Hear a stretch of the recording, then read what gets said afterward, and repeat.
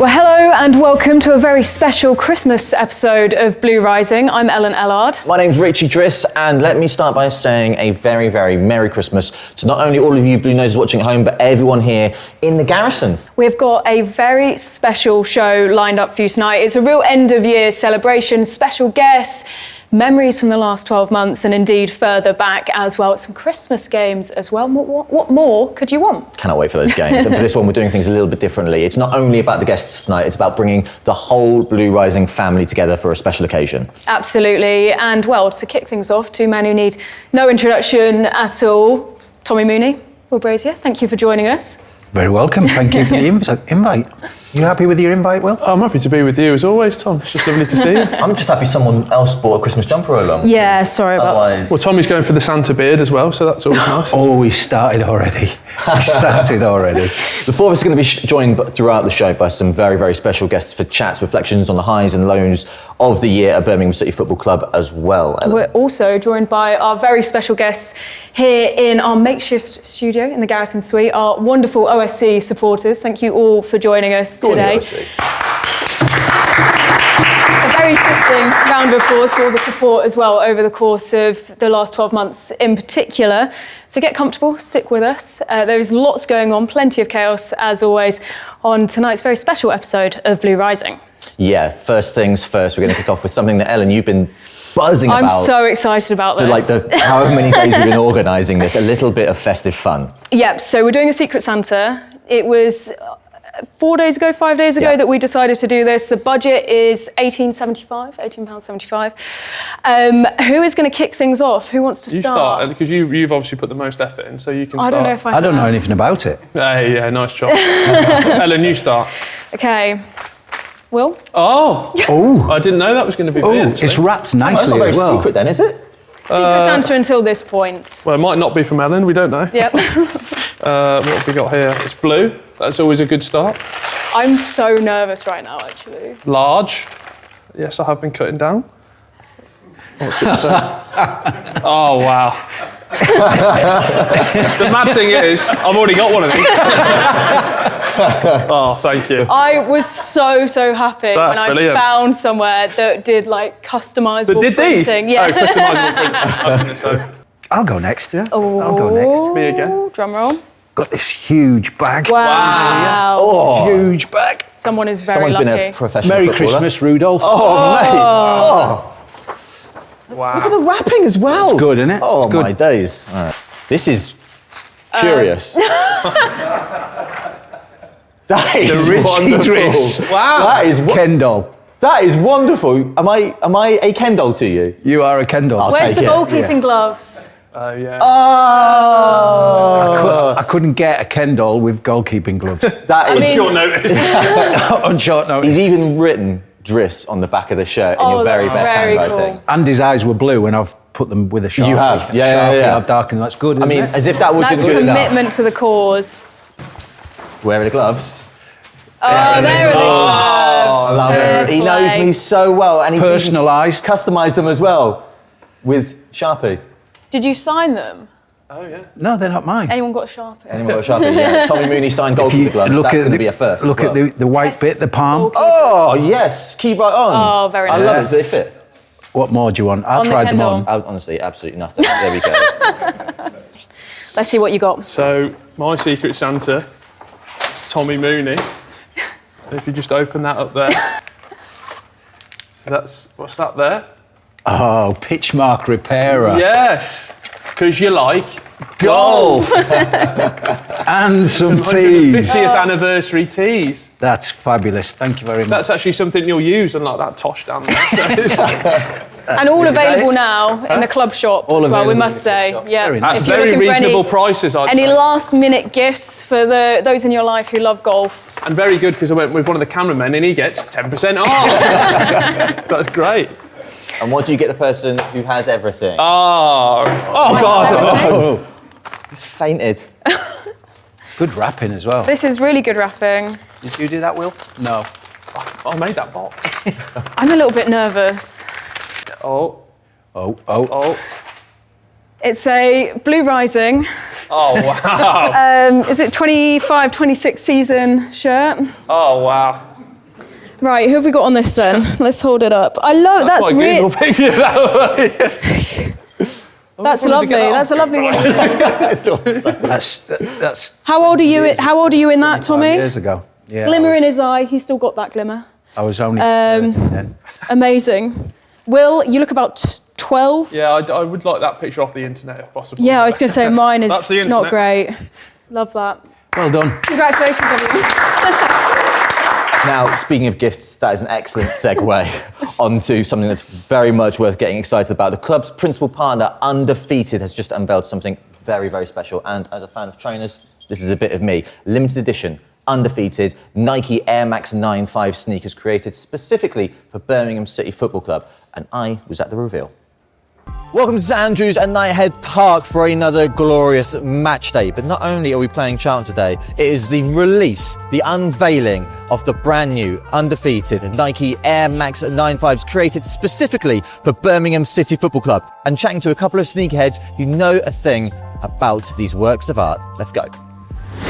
FD, welcome to St Andrews at Knighthead Park. Come on. What's it like to be here? It's sick, man. It's amazing, isn't it? Like, not only does this feel special, but it's a very, very special day, isn't it? It's a special day, man. The launch of the Undefeated Air Max 95s, created especially for Birmingham City Football Club. Exactly. You've seen them. You've got a pair. I've got a pair. What do you think? Amazing, man. Qualities, top tier, premium. I own a lot of shoes, if you don't know already, but they're definitely the most premium 95 I own. The quality of them is amazing. Colorway is fire. Also, like the crest on the back, that's never been done before on the 95. So to celebrate a club and to have the actual like football crest on the back, mad. Me, obviously, I'm a documenter of culture, so stuff like this I have to be a part of. Yeah, and of course. Undefeated, they're the family as well, so you know it's good to be a part, man. Sick. Top man. Come Love on. it. Come on. Sneaker Den, welcome to St Andrews at Knighthead Park. It's a thing of beauty, isn't it? It is. Thank you for having me. Of course. First time here, first time in an empty stadium. What are your first impressions of this work of art? Man, it's always special to like discover a new venue, a new stadium, and like it's my first time seeing it empty, the blue and white seats and everything. Like you're just immersed. So love it. Well, speaking of works of art, it's one thing being sat here. It's another thing, the occasion that we have right here, right now, with something that you've got in this bag. What can you tell us? So dust bag might give you an idea. We got the Undefeated and Nike branding, and I'll let you do the rest. Here we go. So these are the Undefeated Nike Air Max 95s created especially for Birmingham City Football Club, and they are absolutely beautiful. I can see those details on there already. That is possibly my favourite detail of the lot. Listen, they look so good. And you got the BCFC. I think it says Air Max on the usual 95s, yeah. So to take that branding off and put on BCFC is a massive deal. So am I right in saying there's only 2,200 pairs of these made and each of them are individually numbered, right? Correct. Nowadays, in the sneaker world, getting a numbered pair and out of 2,200 is pretty special as well. Like the sneaker game has, evolved so much. You don't have that many numbered releases anymore just because quantities are so big, so many releases. But this is a really special one because it's numbered, it's location exclusive. Yeah. So you can't buy them online. You have to be in Birmingham to pick them up. So makes it really authentic to the collaboration and the city. So It wouldn't be hyperbolic to say that this is pretty historic, isn't it? yeah, for sure. Love it. What a guy. Top man. Thank you for bringing these in. These are stunning. I'm just going to go now. Bye.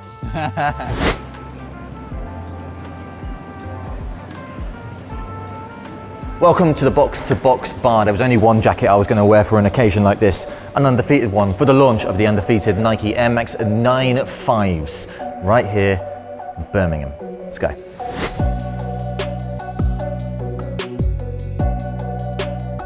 Happy. Obviously didn't expect to win, but so it's obviously a relief when you get one. I've got a shelf in my kitchen and I'm going to display them on the shelf and possibly build a frame around them. Yeah, it's pretty exciting where the club's been for the last decade, stuff like this isn't anything that we would really think would happen. So to have these sponsorships and these tie-ins, it's all great for driving the club forward. And with the new ground coming as well, it just feels like there's such exciting times ahead, and that they've really got a grip of the commercial side of it, and it's exciting for us fans to have that going for us. So yeah, loving it. I think everybody's hoping for the Holy Grail in 1875. Right. So yeah. So any number, to be honest. So I don't really mind. Final question: how long? Because you're at the back of the queue, or you were when we came here. How long are you willing to wait for your pair? As long as it takes. So I'm here till the end. So at the end of the day. So I got number 74 out of the 2,000. So I'm buzzing with that. It's a low number, and I'm just going to wear them to death. I absolutely love them. Yeah, I've been a decent, lucky enough to get a pair, and yeah, really happy with it. Top man, appreciate it. Thank you. Now it's time to introduce our very first, very special guests of this special episode of Blue Rising. Birmingham legends, reggae icons, blues fans. Please welcome UB40's Jimmy Brown and Earl Falconer.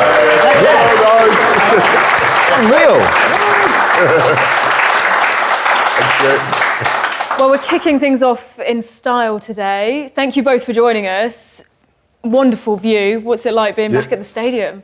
Well, yeah, I mean, we come quite often now, Yeah. you know, so obviously it's a great looking, you know, facility and everything. And yeah, I'm always happy to come here and We're small and help out. heathens, so we come from just down the road. I remember when I was a kid, I used to walk to the Blue, to here, for a match. And I didn't really enjoy it, I must admit. When I was about 9 or 10, you know, it was freezing cold, it smelled of old men and pies.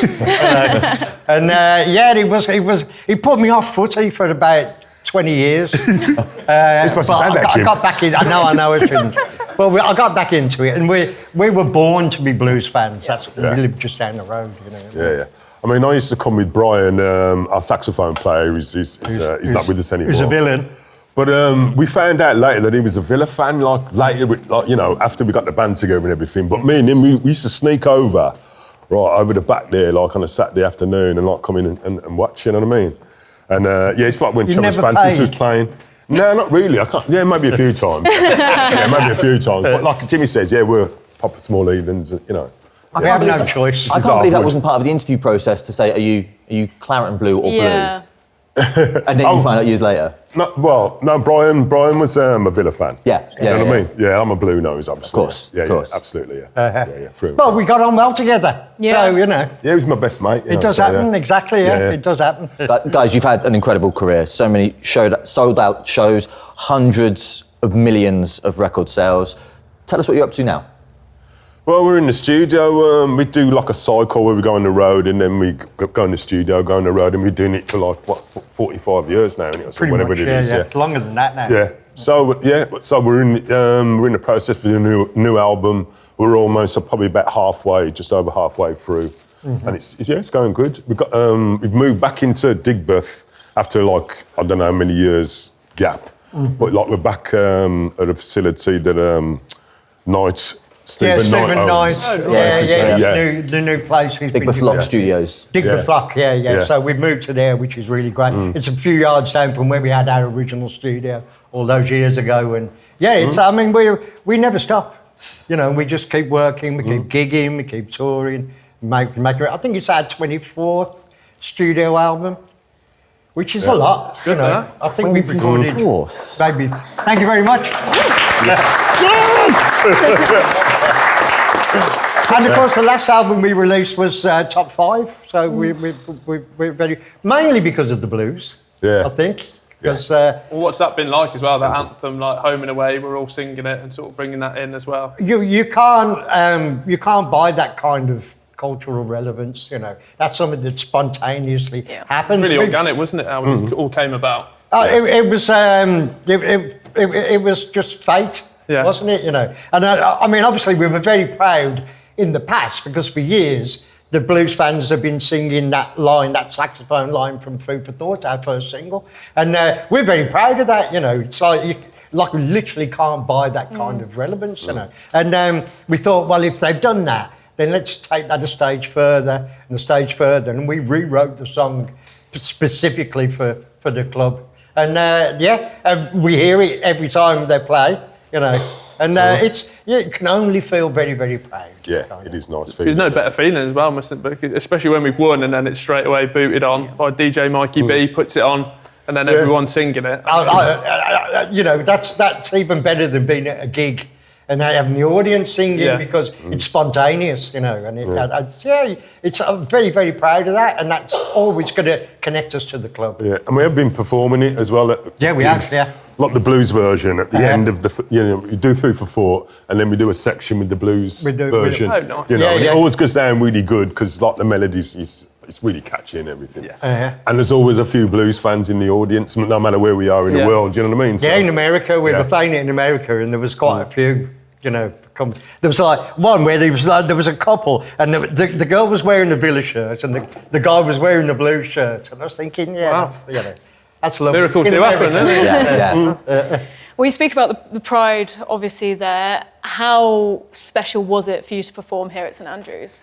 It was brilliant. I mean, we have done it.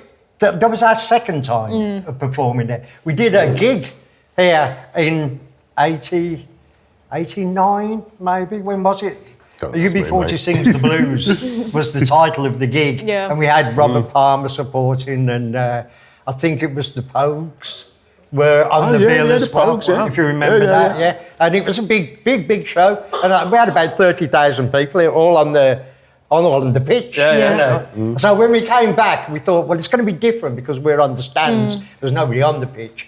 And will people wait and hang around after the match? And they all did. And we won that day.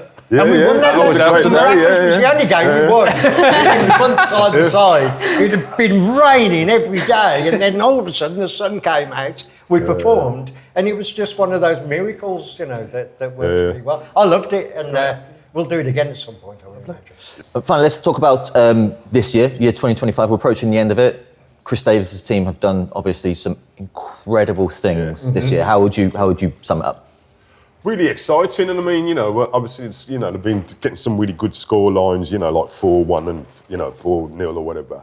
And it's just really exciting, you know. I mean, I watch a lot of football, you know, Premiership football and all the rest of it. But I mean, and obviously I watch Birmingham, whether I'm here or on TV, and they look really great. They look really great, like Jimmy says, you know, they look like, you know, the way they move the ball around and everything is fantastic. So, we're really excited going forward, hopefully. You know, we'll get to where we want to go. Yeah, I mean, you know, it could be better, it could be a lot worse. Yep. So I think that's where we are at the moment, and obviously the away record isn't as good as it could be. But I'm not knocking it, and I think, you know, the Premiership beckons, doesn't it? Heard it here first. There it is. We've got a little surprise for everyone sat around this table. We're going to be taking part in a 10-question Christmas quiz. Say that Christmas 10 quiz. times. Christmas quiz. That's the real quiz. And the winner will be taking home these. The budget has been blown up. I was going to say, we've never had Oh this my level gosh. of budget before. That's pretty good, isn't it? Special edition Blue Rising trophies need that have this. actually been engraved. Blue Rising Xmas Quiz Champion. So it's all to play for. £18.75 for two. And in a blues twist, we have our very own quiz master, Birmingham's own, Cheap. Tom Ross. Very cheap. £18.75. Contact him afterwards. Tom, thank you so much for coming down. No worries, we're buzzing for this. We're going I'll to hand crack it on, over. aren't we? Yeah, off you go. Yep. First question. Which country is credited with starting the tradition of decorating a Christmas tree? Ooh. Right, question 2. Rudolph leads Santa's sleigh with his red nose, of course. You know about that, Tommy. I do, absolutely. But which 2 reindeers follow him? No, you. I should know. Yeah, apparently. Richie. Yeah, I should know. We were having a drink before in the room, so if they win... Question 3. Which country traditionally eats fried chicken at Christmas? Oh, finally one I know. Why don't we just go like that? Question 5. 5? Just testing if you're all awake. Question 4. What is the Spanish word for Christmas? 1 and 2. No. Right, 5. Oh no, sorry, you actually won. Nothing. Are we done? December 26th is traditionally known by what name in Ireland? December the 26th. Which is Boxing Day here. Yeah. What is it known as in Ireland? Question 6. Which striker scored a Boxing Day hat-trick for Birmingham City in 2007? Was it A, Spanish. Mikel Forsell, B, Cameron Jerome, C, Gary O'Connor, now that makes me laugh, or D, Kevin Phillips? A lot of choices there, isn't it? Are we done? Yep, same here. Go on, next question. Question 7. Birmingham's 2011 League Cup run included several winter matches. In the snowy quarter-final against Aston Villa, which Blues player scored the late winner? Was it A, Roger Johnson, B, Nikola Zigic, C, Craig Gardner, or D, Lee Bowyer? Just to know, you know, Tom, I actually didn't need the multiple choice there. Right, question 8. Which Blues player has the most goals in December fixtures? You stop looking at the... You stop it. I will not have my client accused of cheating. Listen, you obviously didn't see him play. Change that one. Was it A, Scott Hogan, Lucas Jukovic, Taith Chung, or Juninho Bacuna? Yeah. All done? Thank you. Let's move on to question 9. Which goalkeeper wore a special winter glove edition that became iconic after several December clean sheets? Was it A, Ben Foster, B, Mike Taylor, C, Jack Butland, or D, Colin Doyle? Oh, some great keepers. No coughing. That was a hell of a compliment, Ellen. You know this. No, I know, yeah. Well, I rate him quite highly, personally.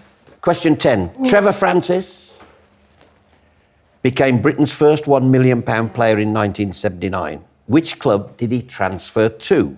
Was it A, Liverpool, B, Nottingham Forest, C, Manchester City, or D, Everton? Should know that, you know. Transfer Come on, two. fellas. 2. We're going to go through the answers and we want you to play a part now. Okay. What country is credited with starting the tradition of decorating a Christmas tree? Me. Germany. That's what I wrote down first, Germany. Question 2. Rudolph leads Santa's sleigh with his glowing red nose, but which 2 reindeer follow him right behind? Donald, didn't it? Donald? Dasher and Dancer. I had Prancer and Dancer. Question 3. Which country traditionally eats fried chicken at Christmas? Japan. Japan. Really? Wow. There you Go on, go. Ellen. I've never heard of that. No, mate. What is the cake. Spanish word for Christmas? Navidad. Yeah. Well done. Question 5. December 26th is known by what name in Ireland? St Stephen's Day. Okay. Which striker scored a Boxing Day hat-trick for Birmingham City? What did you put? Which was? Forsell. Cameron Jerome. What did you put? Forsell. It was Mikel Forsell. We put that and Go you on, wrote it Fraser. out. Oh, did you get that one wrong? You mustn't have cheated. When I was on that one. cheating, I looked at the wrong answer. Birmingham's 2011 League Cup run included several winter matches in the snowy quarter-final against Villa, which Blues player scored the late winner. It was?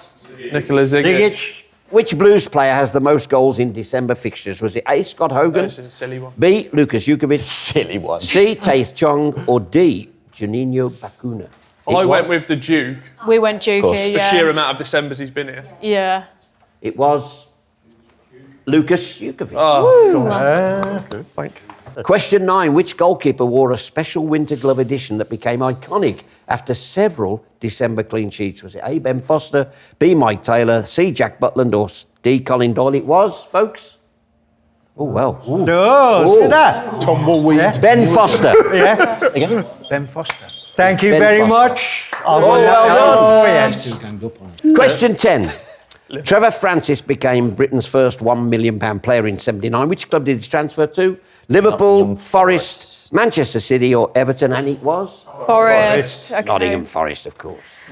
The joint runners-up were UB40. Thank you. And Tommy and Ellen. I thank you. The winners, Richie and Will, with 8 points. Well done, lads. Hang on. I gave you 2 answers. Well done. I cheated. I copied all your answers and lost. Well done, everybody. Well done. Well done. Do you want to present? Go on, Tom. How about you present the trophies? Yes. Well done. There you go. Put that on the mantelpiece. Thank you. Absolutely. Well done. No, we ain't going to win anything. Well done. Jim, well done to the audience for their you. participation. Thank you, audience. You weren't much help, but thank you anyway. Yeah. Chaos. Right, that's a wrap on the Christmas quiz. Gentlemen, thank you so much for coming in. We loved having you. Thank you. you. Boys. Thank you, guys. Now, our Secret Santa gifts aren't the only ones being given out this year, are they, Ellen? No, not at all. And, well, this is a really lovely piece as our men's and women's team went out to deliver some festive joy to some kids who really need it. Let's take a look. Yeah, we're on the way to Birmingham Children's Hospital to do our annual Christmas visit. Obviously, you know, a really important day in the calendar. You know, it's been a busy week, but you know, I always think about this day, you know, a lot when it's coming up because how significant it is. So we're heading down there now. If just by the fact that we carry a badge of significance on us as Birmingham staff, players, managers, can help them in any way or boost them in any way, it's like a superpower that you have to use because, you know, we know we're just normal people, but they think we're maybe special in the sense that we're working at one of their clubs. So and if that can make them feel special themselves or boost them up at this time, then it's the very least you can do. So I think it's a really, really important thing, and across the board I think football has this power to do it, you know. So a few of them are asleep, so we're waking them up because they all want to wake up to meet everyone.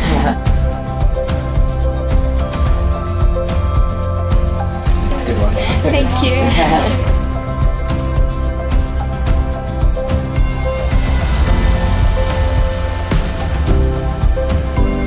Thank you. This is our women's team. Oh, thank you. Yeah. And do you want to play football? Yeah. Yeah, what position do you want to play? Hopefully, I can play. I want to be goalkeeper. A goalkeeper? Oh, that's a hard position. Yeah. You like that? Yeah?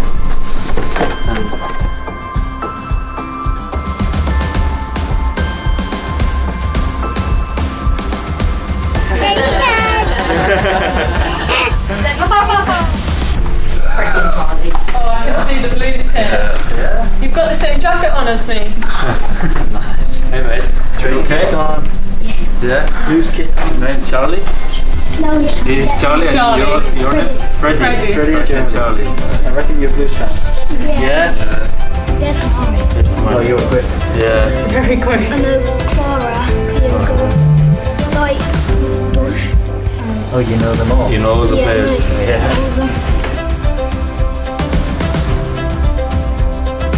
See you later. Thank you. Thank you. Bye. Disney princesses. Wow. Look at her lovely hat. It's only such a small part. You know, the players can play and the staff can play, but it can just make such a huge difference. And you know, it's important for us to, you know, be able to potentially bring a smile to their face, but you know, they do it straight back in terms of just, you know, the kids are in hospital and they're still just have such strength, have such, you know, happiness. They're able to just get on with, you know, with so much of their lives. And yeah, I just think it's been, yeah, just a really, you know, powerful visit in terms of just, you know, perspective. And you know, it's not where anyone wants to be, but as in they're just taking it on, you know, so well and looking after their little ones. 1, 2, 3. Merry Christmas. I think everyone can agree that that was a really worthwhile cause and a truly wonderful video with a truly wonderful bunch of people as well. Yeah, absolutely incredible. Now time to introduce our next guest, who's back along with Tom. And really, he needs no introduction. Someone who is a very familiar face from our televisions across the country, of course, not just here in Birmingham, and a lifelong blues fan himself. Please welcome Jasper Carrott.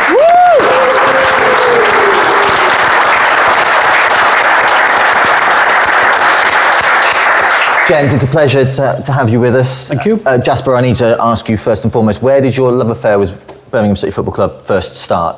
1954. I was 9 years old, and some friends brought me down. In those days, of course, it was very safe to travel around and whatever. And I came down and just, I was a big sort of football fan, but I'd never seen a professional game. And I got some friends, 3-4 years older than me, brought me down. And my fourth home game at St Andrews, we beat Liverpool 9-1. Wow.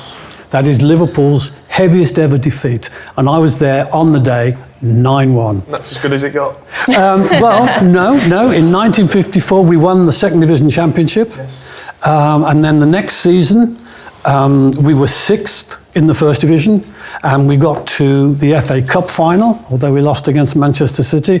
And I was thinking, wow, this is the team for me. And then 56 years later, we won something. In terms of everything, obviously you spoke about how you got into Blues, but as we sit here now, just the turnaround in the last 2.5 years, not only to this club, but what's going to come to the city, how does that make you feel? Well, I keep pinching myself, I can't believe that we have the owners that we've got. I mean, again, not only is it just Birmingham City, it is the city of Birmingham. They believe in the city of Birmingham, which is unbelievable. I think they bought like a 40-odd% in Phoenix, the cricket club and stuff like that.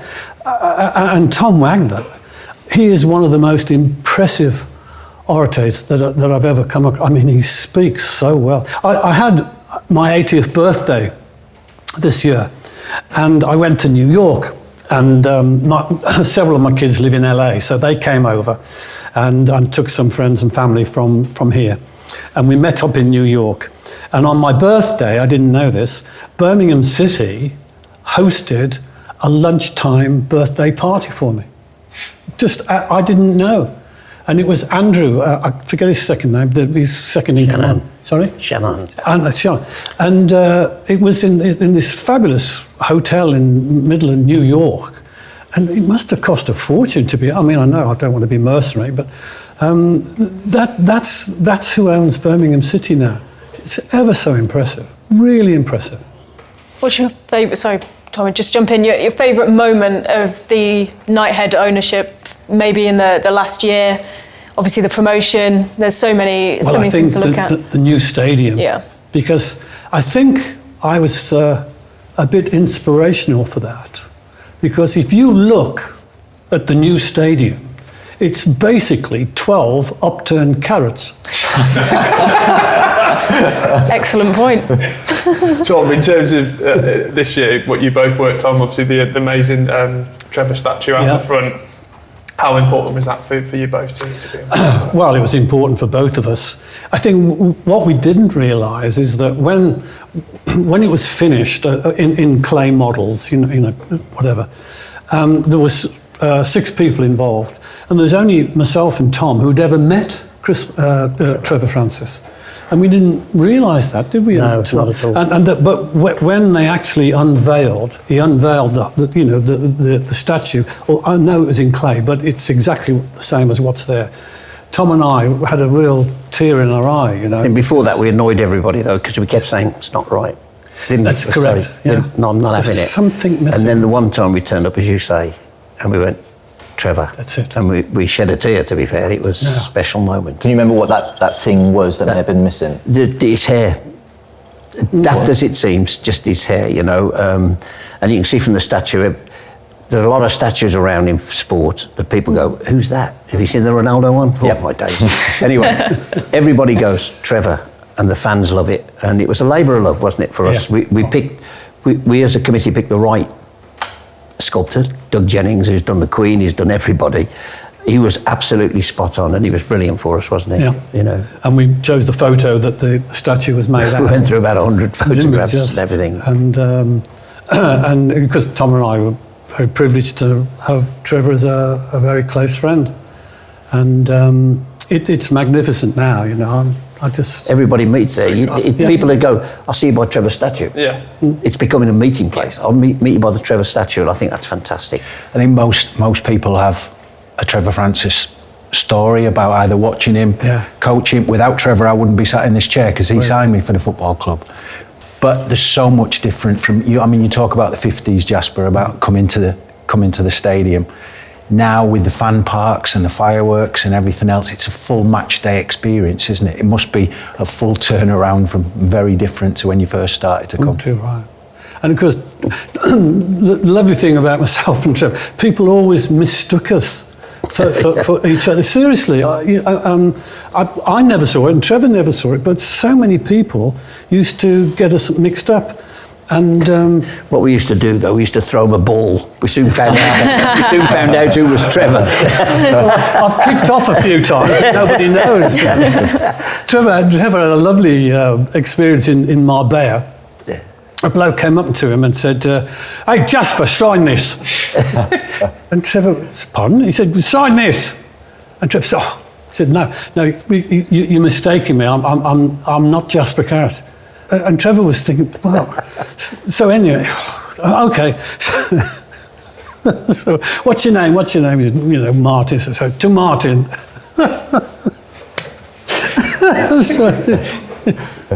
To Martin, all best wishes, Ken Dodd. True story. Tom, where did your love affair with the football club start? My dad brought me, because I'm a bit younger than Jasper. My dad brought me here in 1956 for my birthday. We were playing West Brom, and we got the living in Aston, believe it or not, well, Summer Lane, in the back-to-back slums, and we got the 19 over to here, walked up, and he brought me up the steps, and I saw this pitch from this stand for the first time. And we played West Brom. We won 2-1, and that was it for me. I was in love then. And as he said, it was great because they were in the cup final, 1956, and my dad got 2 tickets, and he said, he took my older brother Frank, and he said to me, "I'll take you next time." I'm still waiting. But that was my love affair with Birmingham City, and it has been ever since. I've been the PA announcer, I've done everything here, you know, and as I say, great friends like Jasper and Trevor and people.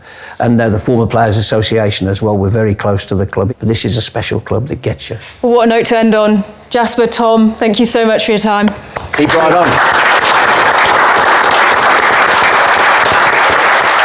Well, the special guests keep on coming. Please welcome our women's first team manager, Amy Merricks. Woo!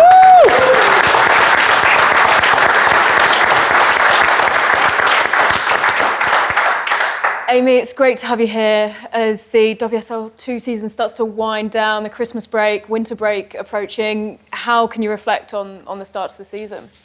Yeah, I think we had a really positive start. I would like to say we hit the ground running, especially lots of goals scored. We showed real intent. And then naturally there's certain moments where you have a little dip, but what I would say about this group is the characteristics, they always bounce back.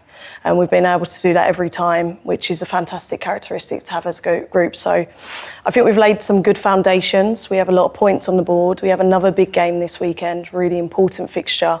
Want to make sure we turn back, I guess, and bump ourselves back up and close that gap on Cholton a bit more going into certainly the Christmas time. And 2025 as a whole, there was some excellent moments and of course then the heartbreaking moment at the end of the season. How do you reflect on the last 12 months? Yeah, absolute heartbreak. I think the whole team will say that. We truly believed, and I think the fight back of the team to bring it back to 2-2 was really special. And I think we've all said it another 5 minutes, and we really thought it would come. But look, that's football, and it just shows how important it is to be consistent for 90 minutes in every game. Really proud of where we got to still. Certainly in my first year with the club, we've made real progress. When I step back and look at where we are compared to when I first came in, we've laid some really good foundations to be ready for the WSL, and now it's about getting the job done.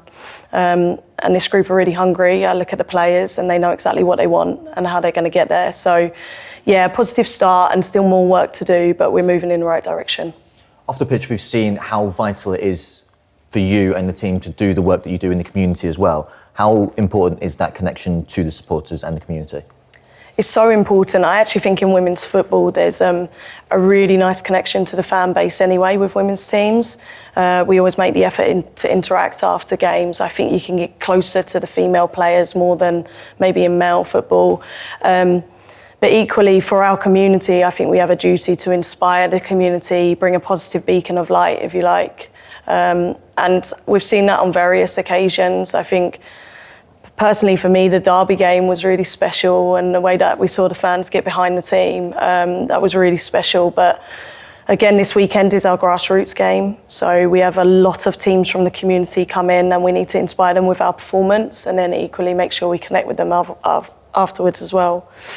And what I would say is we have a very diverse community, and I think we have a very diverse team. So I think it's really important that we represent what the community is about and equally give our time to connect with them.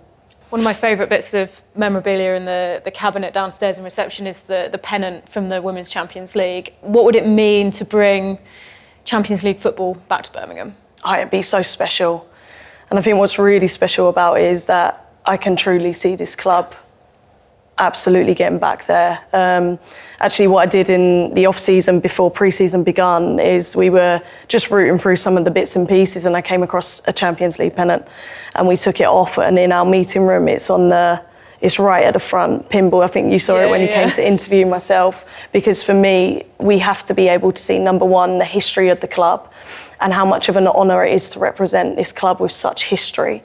But also, can we make our own new history, take us back there and beyond?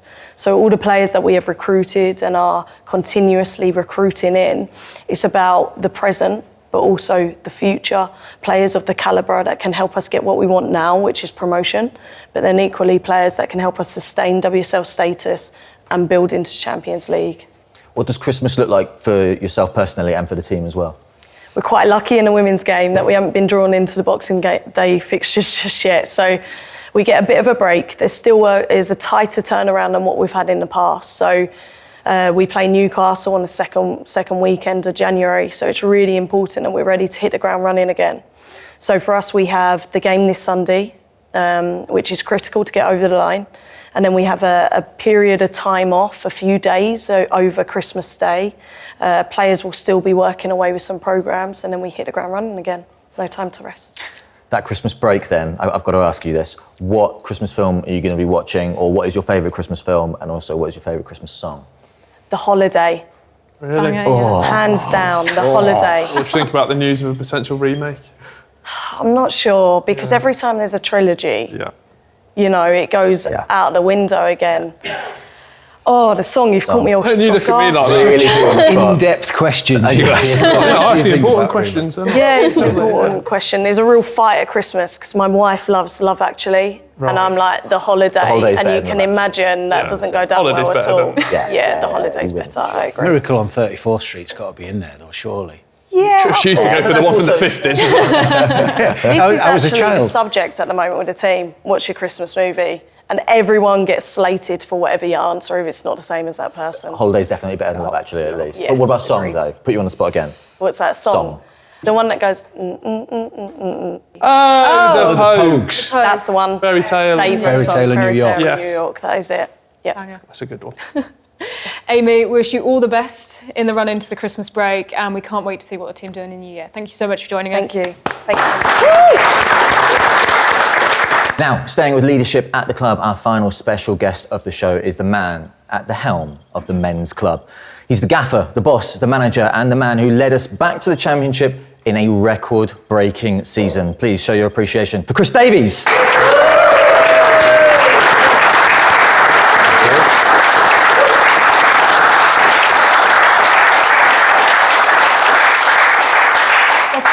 Thank you so much for joining us. Thank How you. are things going? It's a really busy part of the season. How are you all coping? Yeah, good. We've just had a couple of days off, which has been nice. It's been really busy, you know, this time of year always is. So, no, we're good. We're good. We've obviously challenging week last week, but you know, those couple of days just to refresh, everyone gets re-energised, and looking forward to what is a big 2-3 weeks before the new year. Absolutely. We've just seen a really lovely video of you going into the Children's Hospital, meeting some young Blues fans and some other fans as well. How was that experience for you? It's something that the club do so often, but so nice to see the smiles on those kids' faces.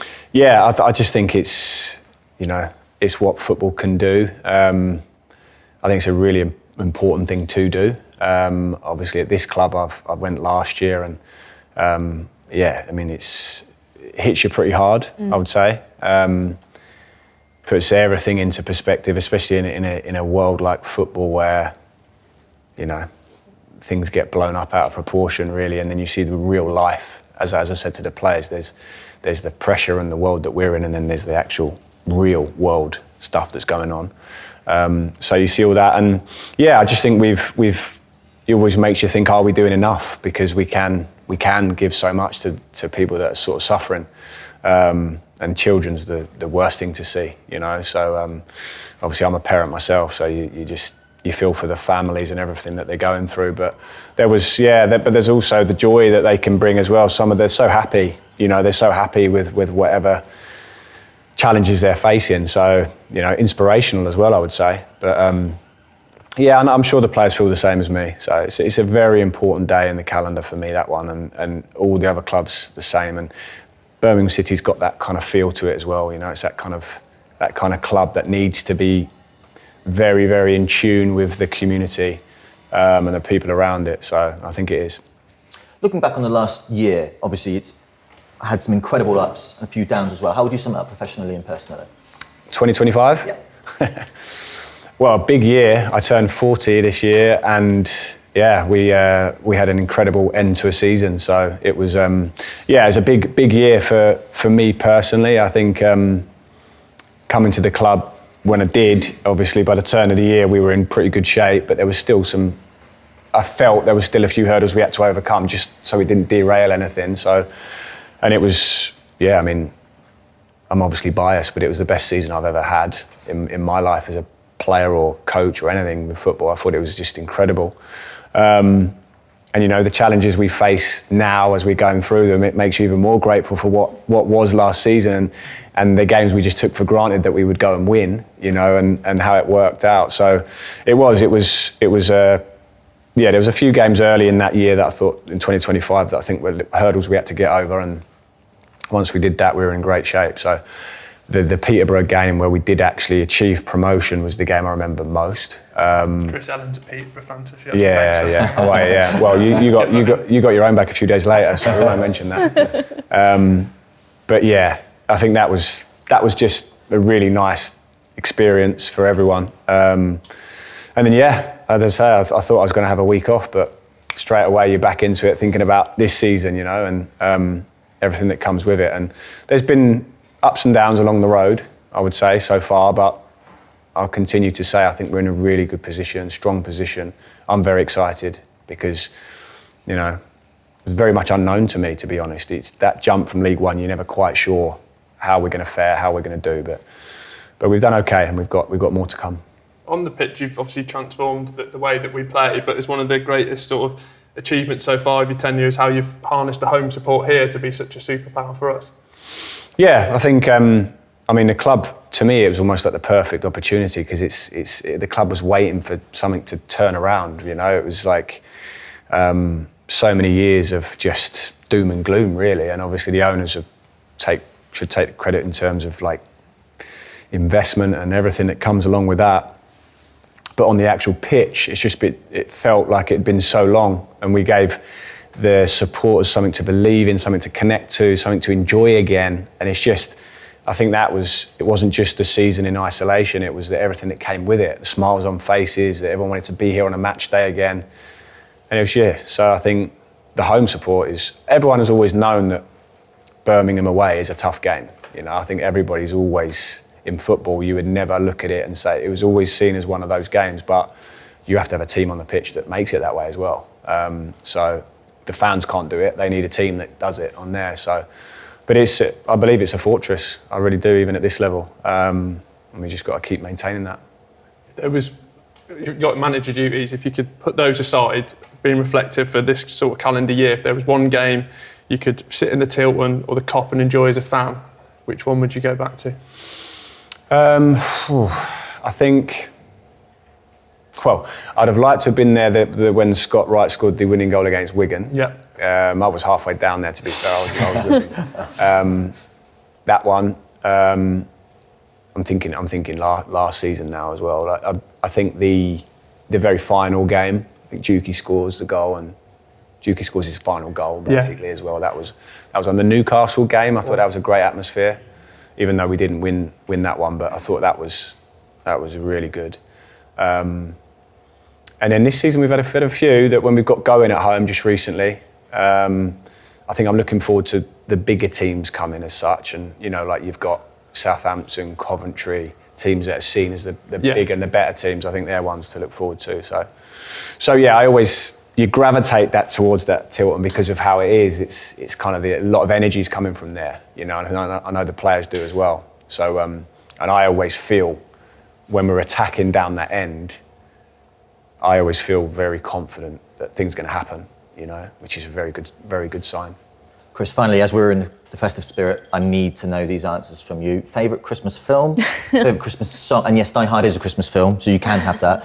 Favourite Christmas song as well, please. Okay. So I would say Christmas film. So my wife always makes me watch a Christmas film every year. We have wine and cheese and we watch one particular film. So the one I always like is, and I always forget the name of it, is the Christmas Lampoon Vacation. It's the lights up. Yeah, that makes me laugh. That's funny. I always go back to that one whenever there's an option. So there's that one. Christmas song. Can't believe you didn't say Mariah Carey instantly. I like, to be honest, I do like the new one. I don't know if that's really allowed, but the new one from Ed Sheeran and Elton John. I feel like that's decent. I can give it. No, I heard that one. Would the lads have that in the dressing room before a game? What's that? That Christmas song. The lads put that on in the dressing room. I don't know that on. They should do with the music they play. The music they play is. Do you have any say in that, or is it? No. Sometimes the music they play, you think that's reasonable, like that's okay, but sometimes you're thinking, who's it? I think one of them gets to choose, and they're in like the DJ. You never step in then and say. No, I never step. I think occasionally I've said, what is this? Fines for poor music taste. What's that? Give them a fine for poor music taste. Yeah, there'd be a few fines if there was that. Thank you so much for joining us. It's been an absolute pleasure having you on the show. Thank you very much. Thank you so much. All right, more time for Chris Davis. Well, that is it for our very special Christmas episode of Blue Rising. A massive thank you to all our guests for joining us today, and of course, our incredible OSC supporters as well, as we've celebrated, I think, in true Blues fashion, a very special 2025. Absolutely. And what other way is there to see out the year than to look back at some of our finest moments? Have an incredible holiday, Blue Noses. See you all in 2026.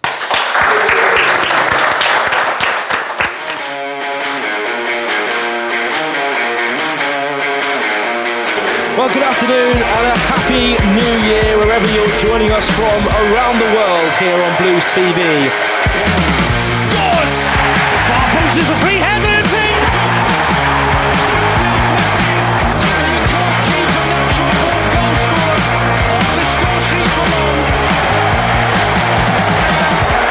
Liquid from Blues. Back onto the left foot and fires into the bottom corner. There's Ethan Laird to raise the bottom corner. To win it for Blues with a pile driver from the edge of the box.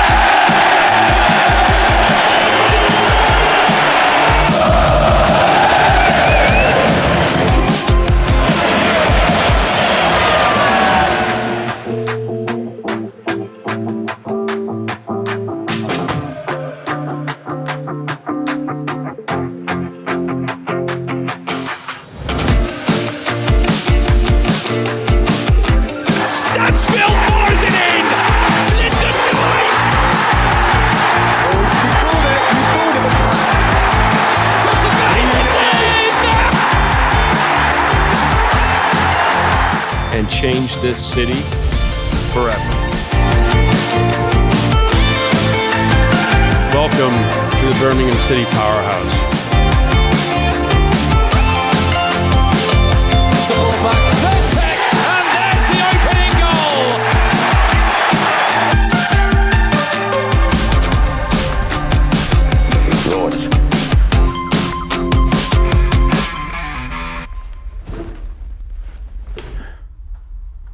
Wow. Holy f***. Jasper will charge on! Tomorrow Gray, it's in!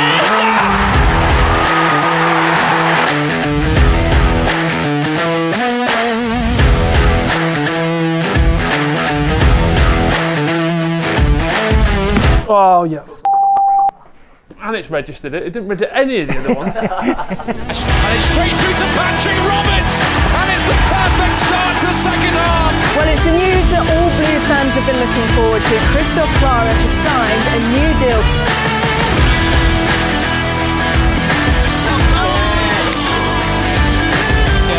Away by Harding. Tony scores! Cochran! Oh, what a hit from Alex Cochran! Dansfield looking to barrel his way through.